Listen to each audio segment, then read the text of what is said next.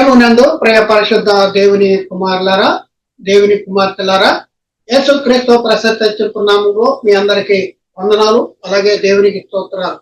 ప్రియులారా, ఎలా ఉన్నారు? బాగున్నారు కదా? చాలా సంతోషం. ప్రియులారా, మరి మేము కూడా దేవుని కృప మహాదేశ్వరాన్ని బట్టి మేము కూడా కులసాగే ఉన్నాం. అలాగే ప్రియులారా, మరి మరొక ప్రత్యేకమైన అంశం ద్వారా ఈ చేరులోనికి రావడానికి దేవుడు మాకు అనుగ్రహించిన గొప్ప ఆధిక్యతను బట్టి దేవునికి మరొకసారి కృతజ్ఞతలు చెల్లిస్తున్నా. దేవునికి స్తోత్రాలు. ప్రియులారా, మనము గత తరగతిలో మనం నేర్చుకున్నది ఏంటంటే బాప్తిజం యేసుక్రీస్తు నామంలోనే ఎందుకు పొందాలి అనేది ఉపోద్ఘాతాన్ని మనం నేర్చుకున్నాం గత క్లాస్ లో. ఈ క్లాసులో బాప్తిజం యేసుక్రీస్తు నామంలోనే ఎందుకు పొందవలను అనేది class number 1, episode number 1, class number 1 అనేది మనం నేర్చుకుంటానికి ప్రయత్నం చేద్దాం. అయితే యేసుక్రీస్తు నామంలోనే బాప్తిజం ఎందుకు పొందాలి, ఇది మన ముందున్న ప్రశ్న. అపోస్తలులు యేసుక్రీస్తు నామంలోనే బాప్తిజం పొందమని ఎందుకు చెప్పారు? అవును కదా, నిజమే.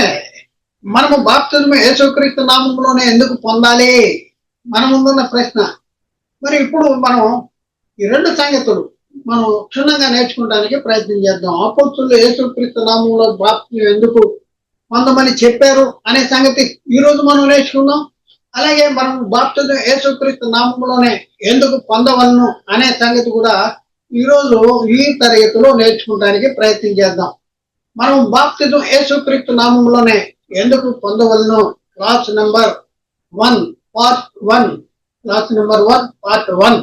అయితే బాప్తిజము అనే పదము బాప్తిజో అనే గ్రీకు పదం నుండి వచ్చింది. బాప్తిజో అనగా ముంచుట, సమాధి చేయుట లేక పాతి పెట్టబడుట అని అర్థము. మనము బాప్తిజము తీసుకుంటం ద్వారా మనలో మన జీవితంలో జరుగుతుంది ఏంటి ఒకసారి ఆలోచించండి. మన జీవితంలో ఏం జరుగుతుంది బాప్తిజం తీసుకుంటాం ద్వారా? మనం బాప్తిజం తీసుకుంటున్నాం కదా, తీసుకుంటంలోనే ఏం జరుగుతుంది మన జీవితంలో? మనం ఏం చేస్తా ఉన్నాం బాప్తిజం ద్వారా? ఇది మనం తెలుసుకోవాల్సినటువంటి అవసరం ఉంది. ప్రియులారా, మనము బాప్తిజము తీసుకుంటం ద్వారా క్రీస్తు మరణ, సమాధి, పునరుద్ధానం యొక్క సాదృశ్యమందు మరి ఐక్యము గలవారమై ఉంటున్నాము. ఇది చాలా జాగ్రత్త. బాప్తిజంలో మన జీవితంలో ఏం జరుగుతుందంటే యేసుక్రీస్తు మరణ, సమాధి, పునరుద్ధానం యొక్క సాదృశ్యంలో మనం ఐక్యమవుతున్నాము. ఇది గుర్తుంచుకోవాలి. బాప్తిజము యేసుక్రీస్తు నామములోనే పొందమని అపోస్తలులు ఎందుకు చెప్పారు అంటే ఇదే కారణం. మనం బాప్తిజంలో ఏం జరుగుతుందంటే చనిపోతున్నాం, బాప్తిజంలో సమాధి చేయబడుతున్నాము, ఆ తర్వాత తిరిగి లేస్తున్నాము. కాబట్టి ప్రియులారా, అర్థం చేసుకోవడానికి ప్రయత్నం చేయండి. వచనం చదువుతాం. రోమపత్రిక 6వ అధ్యాయము 3వ వచనం. క్రీస్తు యేసులోనికి బాప్తిజం పొందిన మనమందరము ఆయన మరణములోనికి బాప్తిజము పొందితిరని మీరు ఎరుగరా అంటాడు. క్రీస్తు యేసులోనికి బాప్తిజం పొందారు. ఎవరితో మాట్లాడుతున్నాడు పౌలు గారు? రోమా సంఘంతో మాట్లాడుతున్నారు. క్రీస్తు యేసులోనికి బాప్తిజం పొందిన మనమందరం ఏ నామంలోనికి బాప్తిజం పొందామని పౌలు గారు చెప్తా ఉన్నారు. క్రీస్తు యేసులోనికి బాప్తిజం పొందిన మనమందరమును ఆయన మరణంలోనికి, ఆయన అంటే ఎవరు? యేసుక్రీస్తు, తండ్రి కాదు, పరిశుద్ధాత్ముడు కాదు. ఆయన మరణంలోనికి బాప్తిజం పొందితేనే మీరు ఎరగదా. ఆయన మరణంలోనికి యేసుక్రీస్తు నామంలోనే ఎందుకు తీసుకోవాలంటే ఆయన మరణంలో పాలు పొందటానికి మరి మనం బాప్తిజం యేసుక్రీస్తు నామంలోనే పొందాలి. యేసుక్రీస్తు మరణము, సమాధి, పునరుద్ధానములో పాలివారం కావాలి. అందుకనే అపోస్తలులు యేసుక్రీస్తు నామములో బాప్తిజం పొందమని చెప్పారు. తండ్రి నామంలో బాప్తిజం పొందటానికి తండ్రి అయిన దేవుడు శరీరాన్ని ధరించుకొచ్చాడా? తండ్రి అయిన దేవుడు శ్రమ పడ్డాడా? తండ్రి అయిన దేవుడు సిలువలో మరణించాడంటే కాదు కదా. అలాగే తండ్రి అయిన దేవుడు సమాధి చేయబడ్డాడా? తండ్రి అయిన దేవుడు తిరిగి లేచాడా?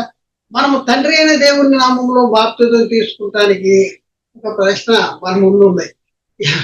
చాలా మంది ఇందాక మనం చెప్పాం కదా, తండ్రి నామంలో బాప్తిజం లేదా ముగ్గురి మహిమ సమానమైతే యేసుక్రీస్తు నామంలోనే ఎందుకు పొందమని చెప్పారు? తండ్రి నామంలో బాప్తిజం పొందమని చెప్పాలి, లేకపోతే పరిశుద్ధాత్మ నామంలో బాప్తిజం పొందాలి. అయితే ఇక్కడ సమస్య ఏంటంటే బాప్తిజములో క్రీస్తు మరణములో ఆయన పునరుద్ధానములో మనం పాలివారం అవుతున్నాం. కాబట్టి ప్రియులరా, ఒకసారి ఆలోచించి తండ్రి అయిన దేవుడు మరి ఈలో శరీరాన్ని ధరించుకుని రాలేదు. తండ్రి అయిన దేవుడు మనకు ఆయన తన కుమారుని పంపించాడు, కానీ ఆయన శరీరాన్ని ధరించుకుని రాలేదు. అలాగే తండ్రి అయిన దేవుడు శ్రమపడలేదు, తండ్రి అయిన దేవుడు మరి మృతి పొందలేదు, సమాధి చేయబడలేదు, తిరిగి లేవలేదు. మరి ఎవరు ఆ కార్యాన్ని జరిగించారు? తండ్రి పంపగా ఈ లోకానికి వచ్చిన తండ్రి యొక్క ప్రియ కుమారుడైనటువంటి యేసుక్రీస్తు వారు ఈ కార్యాన్ని జరిగించారు. మనము బాప్తిజం ఎవరి నామములోను ఎవరి పునరుద్ధానంలోనూ పారివారం అవటానికి తీసుకుంటున్నాము. ఇదే ఎప్పుడైనా ఆలోచించారా? మరి బాప్తిజం తీసుకుంటున్నారు అని అనుకుంటున్నారు కదా. బాప్తిజము ఎవరి మరణంలోను ఎవరి పునరుద్ధానంలోను పాలివారం అవటానికి తీసుకుంటున్నాము. సూటి ప్రశ్న మిమ్మల్ని వేస్తున్నా. మీరు బాప్తిజాలు తీసుకున్నారు కదా, బాప్తిజంలో మీ జీవితంలో ఏం జరిగింది? ఎందుకు తీసుకుంటున్నారు బాప్తిజం?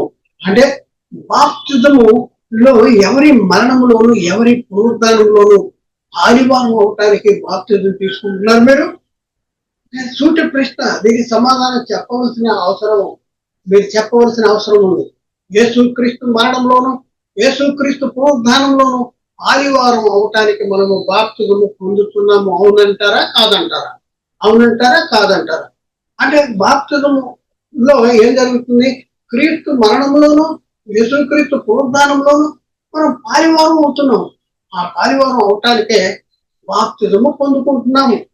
రోమపత్రిక 6వ అధ్యాయము 3వ వచనం, యేసుక్రీస్తులోనికి బాప్తిజం పొందిన మనం అందరమును ఆయన మరణంలోనికి బాప్తిజం పొందితేరని మీరు ఎరగరా? ఆయన మరణంలోనికి బాప్తిజం పొందితేరని మీరు ఎరగరా? అలాగే 4వ వచనం కూడా, రోమపత్రిక 6వ అధ్యాయం 4వ వచనం.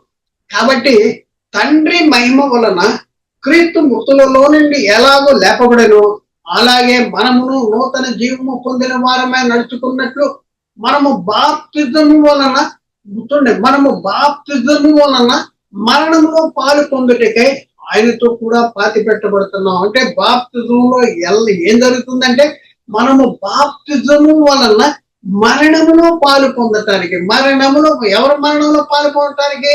యేసుక్రీస్తు మరణంలో పాలు పొందటానికి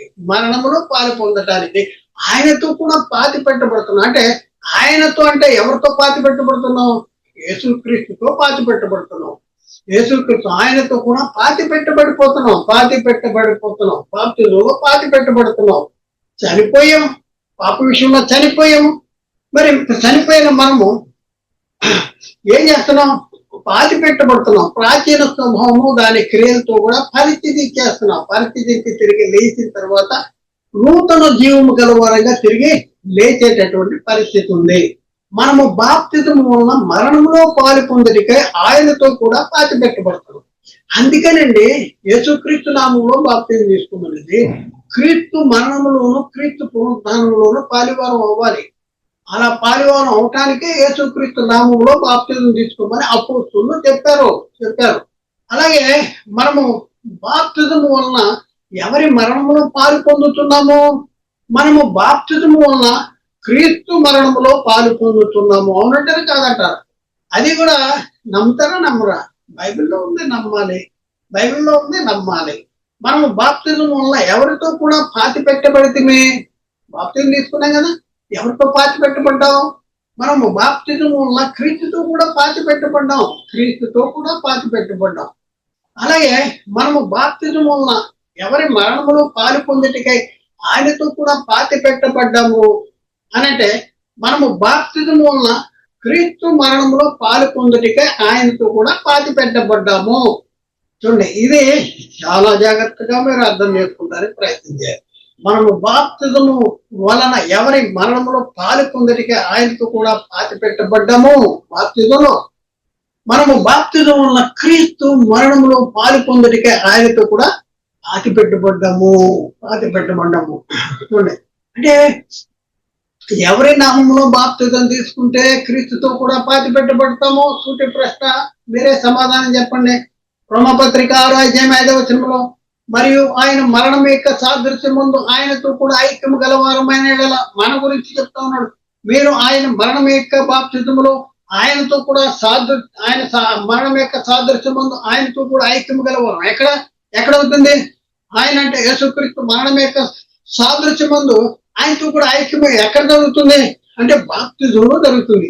మరి ఐక్యము గలవారం అయితే ఏం జరుగుద్ది అంటే ఆయన పునరుద్ధానం యొక్క సాదృశ్యమందును ఆయనతో కూడా ఐక్యము గలవారమై ఉంటాము. ఆయన పునరుద్ధానం చూడండి, యేసుక్రీస్తు పునరుద్ధానం యొక్క సాదృశ్యంలో ఐక్యము గలవారమై ఉండాలంటే ఆయన మరణం యొక్క సాదృశ్యంలో ఐక్యము గలవారు. ఆయన మరణం యొక్క సాదృశ్యంలో ఐక్యము గలవారం అంటే ఎవరి నామంలో బాప్తిజం తీసుకోవాలి? యేసుక్రీస్తు నామంలో బాప్తిజం తీసుకోవాలి. యేసుక్రీస్తు నామంలో బాప్తిజం తీసుకోవాలి. అపోస్తలుడైన పౌలు కొరింథీయులకు రాసిన మొదటి పత్రిక 6:14 దేవుడు ప్రభువును లేపారు, మనలను కూడా తన శక్తి వలన లేపుతాడు. దేవుడు క్రీస్తును లేపాడు. ఆయన మరణంలో పాలు పొందడానికి యేసుక్రీస్తు నామంలో బాప్తిజం తీసుకుంటే మనలను కూడా దేవుడు తన శక్తి వలన లేపుతాడు అంటాడు. మనము ఎవరి నామంలో బాప్తిజం తీసుకుంటే క్రీస్తు మరణం యొక్క సాదృశ్యమందు ఆయనతో కూడా ఐక్యం గలవారం ఉంటాము. ఇది సూటి ప్రశ్న. వేసుకోవాలండి, ప్రశ్నలు వేసుకోవాలి. ఏదో ఎవరో ఒక పాట వేశారు, దాంట్లోనే మనం వెళ్ళిపోతే కాదండి, అది కుదరదండి. బైబిల్లో ఉన్న సర్వ సత్యాన్ని మనం గ్రహించవలసినటువంటి అవసరం ఉంది. ఏది సర్వ సత్యము? ఇది చాలా ప్రాముఖ్యమైనది బాప్తిజం విషయంలో. మనం ఎవరి నామంలో బాప్తిజం తీసుకుంటే క్రీస్తు మరణం యొక్క సాదృశ్యంలో ఆయనతో కూడా ఐక్యము గలవారం అంటాము. అంటే మనము క్రీస్తు నామంలో బాప్తిజం తీసుకుంటేనే క్రీస్తు యొక్క మరణం యొక్క సాదృశ్యంలో ఆయనతో కూడా ఐక్యము గలవారమే ఉంటామండి. ఐక్యము గలవారమే ఉంటాము. మనము ఎవరి నామంలో బాప్తిజం తీసుకుంటే క్రీస్తు పునరుద్ధానం యొక్క సాదృశ్యం వల్ల ఐక్యము గలవారమే ఉండము. మనము ఎవరి నామంలో బాప్తిజం తీసుకుంటే క్రీస్తు పునరుద్ధానం యొక్క సాదృశ్యం మందు ఐక్యము గలవారమే ఉంటాము అనేసి మనం ప్రశ్న వేసుకుంటే, మనము క్రీస్తు నామంలో బాప్తిజం తీసుకుంటే క్రీస్తు పునరుద్ధానం యొక్క సాదృశ్యం మందు ఐక్యము గలవారమై ఉంటాము. చాలా జాగ్రత్త. మనము క్రీస్తు నామంలో బాప్తిజం తీసుకుంటేనే తప్ప క్రీస్తు పునరుద్ధానం యొక్క సాదృశ్యంలో ఐక్యము గలవారం కాము అనేసి మనం గుర్తించాలి. అంటే అర్థమేంటి? మనం క్రీస్తు నామంలో బాప్తిజం తీసుకుంటే క్రీస్తు పునరుద్ధానం యొక్క సాదృశ్యములో ఐక్యము గలవారమై ఉంటాము. రోమపత్రిక 6:6 ఏమనగా మనమికను పాపములకు దాసులు కాకుండానట్లు పాప శరీరము నిరంతకము ఉన్నట్లు మన ప్రాచీన స్వభావము ఆయనతో కూడా సిలువ వేయబడినని ఎరుగుదము. చూడండి, మన ప్రాచీన స్వభావము ఎవరితో కూడా సిలువ వేశాము? యేసుక్రీస్తుతో కూడా సిలువ వేశాము. అలాగే ప్రియులారా, చాలా జాగ్రత్తగా మనం ఆలోచించవలసినటువంటి అవసరం ఉంది. మనం ఎవరి నామంలో బాప్తిజం తీసుకుంటే మన ప్రాచీన స్వభావము క్రీస్తుతో కూడా సిలువ వేయబడతాము. ఇది మన ముందున్నటువంటి ప్రశ్న. దీనికి సమాధానాలు చెప్పాలి, మీరు సమాధానాలు చెప్పాలి. అయితే ప్రియులారా, మనము క్రీస్తు నామంలో బాప్తిజం తీసుకుంటే మన ప్రాచీన స్వభావము క్రీస్తుతో కూడా సిలువ వేయబడేటటువంటి పరిస్థితి ఉంటుంది. గలతీ పత్రికలో 5:24 గలతీ పత్రిక 5:24 క్రీస్తు యేసు సంబంధులు శరీరము దాని ఇత్తులు దురాశలతో కూడా సిలువ వేయబడేది. ఎక్కడ సిలువ వేశారు? క్రీస్తు సంబంధులు శరీరము దాని ఇత్తులు దురాశలతో కూడా సిలువ వేయబడ్డారంట. ఎక్కడ సిలువ వేయబడ్డారు? బాప్తిజములో సిలువ వేయబడ్డారు. బాప్తిజంలో ప్రాచీన స్వభావము దాని క్రియలతో కూడా పరిస్థితించేసేసారు. పాప విషయమే చనిపోయారు. నూతన జీవము గలవారమే నడుచుకున్నట్లు మళ్ళీ తిరిగి లేచినటువంటి పరిస్థితి. గమనించండి. రోమపత్రిక 6:7-9 చనిపోయిన వాడు పాప విముక్తుడని తీర్పు పొంది ఉన్నాడు. మనము క్రీస్తుతో కూడా చనిపోయినట్లా, మనం క్రీస్తుతో కూడా చనిపోయిన మృతుల్లోండి లేచిన క్రీస్తు ఇక చనిపోడని మరణము ఇకను ఆయన మీద ప్రభుత్వము లేదని ఎరిగి ఆయనతో కూడా జీవించుతున్నాము. మనం ఎవరి నామంలో బాప్తిజం పొందితే క్రీస్తుతో కూడా చనిపోతాము. ప్రశ్న వేసుకుందాం. మనము ఏ నామంలో బాప్తిజం పొందితే క్రీస్తుతో కూడా జీవిస్తాము. అద్భుతం కదా, అద్భుతం. ప్రియులారా, రోమపత్రిక 6:10-11 ఏలైనగా ఆయన చనిపోతుడుగా పాప విషయం ఒక్కసారే చనిపోయాను గాని ఆయన జీవించుడుగా దేవుని విషయమై జీవించుతున్నాడు.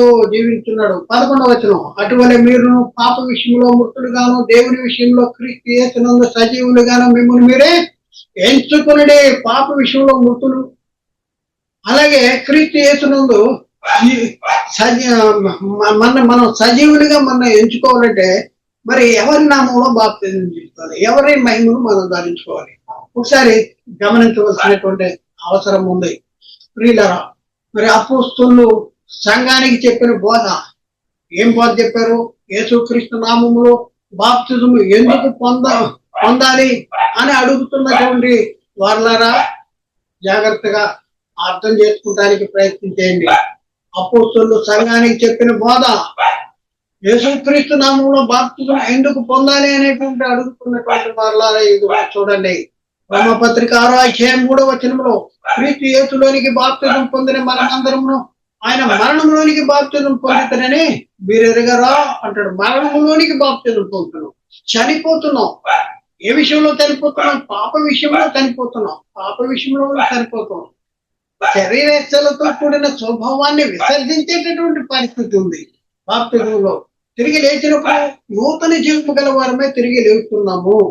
అలాగే కొలస్సీ పత్రిక 2:11-12 మీరును క్రీస్తు సున్నతి యందు శరీరేచ్ఛలతో కూడిన స్వభావమును విసర్జించి ఆయన యందు చేతులతో చేయబడని సున్నతి పొందితరి. మనము చేతులతో చేయబడిన సున్నతి పొందరు. ఎవరి యందు?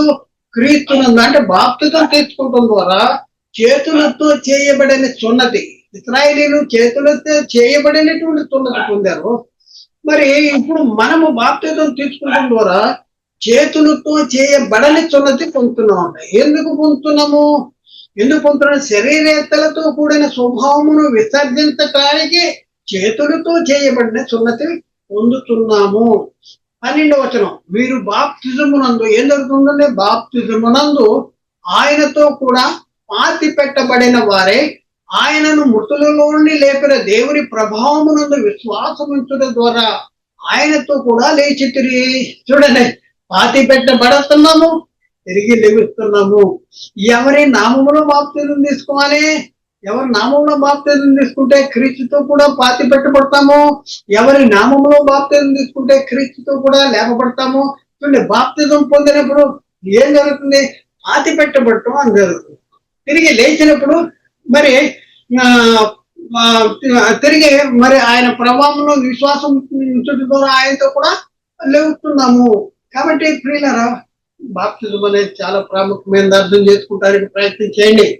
బాప్తిజం ముందు ఆయనతో కూడా మీరు పాతి పెట్టబడుతున్నారు. ఎవరి నామంలో బాప్తిజం తీసుకోవాలి? ఎవరి నామంలో బాప్తిజం తీసుకుంటే ఆయనతో కూడా క్రీస్తుతో కూడా పాతి పెట్టబడతారు. ఇది మనం ఆలోచించుకోండి. ఎవరి నామంలో బాప్తిజం తీసుకుంటే దేవుని ప్రభావమును అందుకు విశ్వాసముల ద్వారా ఎవరితో కూడా తిరిగి లెగుస్తాము. ఇది మన ముందున్నటువంటి ప్రశ్న. మనము బాప్తిజం ముందు క్రీస్తుతో కూడా పాతి పెట్టబడాలన్నా, క్రీస్తుతో కూడా లెగవాలన్నా యేసు క్రీస్తు నామములోనే బాప్తిజము పొందాలని బైబిల్ చెప్తుంది. మనము బాప్తిజం ముందు క్రీస్తుతో కూడా పాతి పెట్టబడాలన్నా, క్రీస్తుతో కూడా లెగవాలన్నా యేసు క్రీస్తు నామములోనే బాప్తిజం పొందాలని బైబిల్ చెప్తుంది. కాబట్టి ఆలోచించేయండి ప్రియుల, అర్థం చేసుకుంటానికి ప్రయత్నం చేయండి. ఇవన్నీ కూడా వ్యక్తిగతంగా కానీ, సంఘపరంగా కానీ, సంస్థపరంగా కానీ తప్పు పట్టుకోవాలని, వాళ్ళ కించపరచాలని మేము ఈ వాక్యాన్ని చెప్పట్లా. కేవలం బైబిల్ ఏం చెప్తుంది, సాతాను మనల్ని ఎలా మోసం చేస్తా ఉన్నాడు, బైబిల్లో రాయబడిన సంగతులు చూపించుకుంటూ బైబిల్ చెప్పని సంగతుల్ని మనలో ఎలా డెవలప్ చేస్తా ఉన్నాడు అనే సంగతిని మీకు తెలియపరచడానికే మీ ముందుకు వచ్చాము. అవును ప్రియులారా, అపోస్తలులు యూదులకి చెప్పిన బోధే అపోస్తలులు అన్ని జనులకు కూడా చెప్పారు. అపోస్తలులు యూదులకి చెప్పిన బోధే అపోస్తలులు సంఘానికి కూడా చెప్పారు. ఇది అర్థం చేసుకుంటానికి ప్రయత్నం చేయండి. అపోస్తలులు ఎక్కడా కూడా మరి తండ్రి యొక్క కుమారుని యొక్క పరిశుద్ధాత్మని యొక్క నామములోనికి బాప్తిజం పొందమని చెప్పలేదు. ఏమని చెప్పారు? యేసుక్రీస్తు నామంలోనికి బాప్తిజం పొందమన్నాడు. ఎందుకు అంటే యేసుక్రీస్తు ఎవరి నామంలో వచ్చాడు? తండ్రి నామంలో వచ్చాడు. పరిశుద్ధాత్ముడు ఎవరి నామంలో వచ్చాడు? క్రీస్తు నామంలో వచ్చాడు. తండ్రి నామం వాల్యూ 10 అయితే క్రీస్తు నామం వాల్యూ ఎంత అవుద్ది? అది కూడా 10 అవుద్ది. అంటే తండ్రి మహిమ ఏదైతే ఉందో ఆ మహిమలో వచ్చాడు కాబట్టి క్రీస్తు కూడా తండ్రి మహిమలో వచ్చాడు. అలాగే పరిశుద్ధాత్ముడు కూడా క్రీస్తు మహిమలో వచ్చాడు. ఇప్పుడు మనం క్రీస్తు మహిమను ధరించుకుంటే తండ్రి మహిమను ధరించుకున్నట్లే ఉంటాం. అలాగే క్రీస్తు మహిమను ధరించుకుంటే పరిశుద్ధాత్ముడు మహిమ ధరించుకుంటాం. అందుకనే అపోస్తలులు యేసుక్రీస్తు నామంలో బాప్తిజం పొందమని చెప్పారు. ఇది ఒకటైతే బాప్తిజము అనేది మరణ సమాధి పునరుద్ధానంలో సాదృశ్యంలో ఐక్యమవటానికి. ఎవరి మరణ సమాధి పునరుద్ధానంలో? యేసుక్రీస్తు మరణ సమాధి పునరుద్ధానంలో ఐక్యమవటంకి బాప్తిజం తీసుకుంటున్నాము. కాబట్టి బాప్తిజం తీసుకున్నప్పుడు ఎవరి మహిమను ధరించుకుంటున్నాము? క్రీస్తు మహిమను ధరించుకుంటున్నాము. క్రీస్తు మహిమను ధరించుకుంటున్నాం. కాబట్టి ప్రియులారా, ఒకసారి ఆలోచించండి, అర్థం చేసుకోవడానికి ప్రయత్నం చేయండి, సత్యాన్ని గ్రహించండి. ప్రియులారా, మేము ప్రకటించేటటువంటి వాక్యాలన్నీ కూడా యూట్యూబ్ లో అప్లోడ్ చేయబడుతున్నాయి. యునైటెడ్ బైబిల్ అకాడమీ అనేది ఒక ఛానల్ ఉంది. అలాగే సత్య సువార్త ప్రతిధ్వని అనేది మరొక ఛానల్ ఉంది. అలాగే యూబిఏ ఆన్లైన్ బైబిల్ అనేది మరొక ఛానల్ ఉంది. అలాగే ఎన్ఆర్ఆర్ బైబిల్ క్లాసెస్ అనేది మరొక ఛానల్ ఉంది. వీటన్నింటిలో కూడా అప్లోడ్ చేయబడుతున్నాయి. వీటన్నింటినీ కూడా మీరు సబ్స్క్రైబ్ చేయండి. అలాగే లైక్ చేయండి, షేర్ చేయండి. దేవుని యొక్క ఈ గొప్ప ప్రణాళికలో మీరు కూడా పాలి భాగస్తులు కావాలని కోరుకుంటున్నా. దేవుడు మిమ్మల్ని దీవించి ఆశీర్వదించును గాక. ఆమేన్. అందరికీ వందనాలు. దేవునికి స్తోత్రాలు.